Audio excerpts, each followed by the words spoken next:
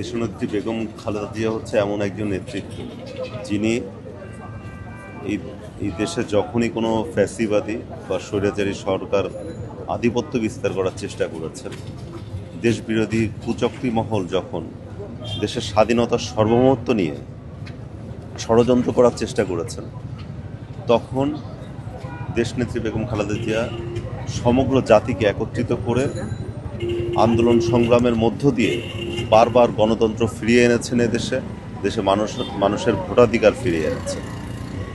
তো তেমন একজন নেত্রীর আমরা সকালে সমগ্র জাতি যখন ঘুম থেকে উঠেছি, ওঠার পর যখন শুনেছি তিনি আমাদের মাঝে নাই, তখন সমগ্র জাতি আজ গভীরভাবে শোকাহত। আমাদের ভারপ্রাপ্ত চেয়ারম্যান জনাব তারেক রহমান দেশনেত্রী বেগম খালেদা জিয়া 2018 সালে 8ই ফেব্রুয়ারি যখন একটা মিথ্যা ভিত্তির মামলায় সাবেক ফ্যাসিস্ট যে গভর্নমেন্ট ছিল তারা যখন তাকে কারাবন্দী করেন, তখন থেকে কিন্তু তিনি দলের দায়িত্ব তিনি নিয়েছেন এবং পরিচালনা করছেন।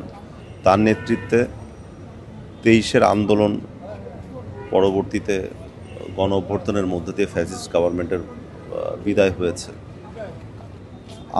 আমি না, সমগ্র জাতি বিশ্বাস করে এই সংকটকালীন সময় দেশনেত্রী বেগম খালেদা জিয়ার এভাবে চলে যাওয়া আসলেই মানে দেশের উপরে বা সামগ্রিক দেশের রাজনীতির উপরে প্রভাব পড়বে।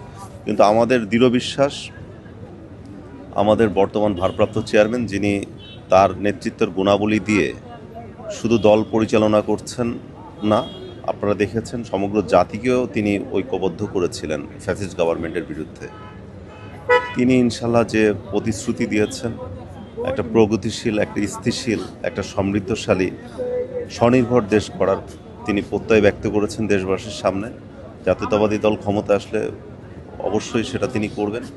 কিন্তু আমরা আজকের যে বিষয়টা, আজ তো আমরা সবাই খুবই মর্মাহত আর কি, যে আমাদের নেত্রীকে আমরা শোকাহত, যে আমাদের নেত্রীকে আমরা আজকে হারিয়েছি আর কি।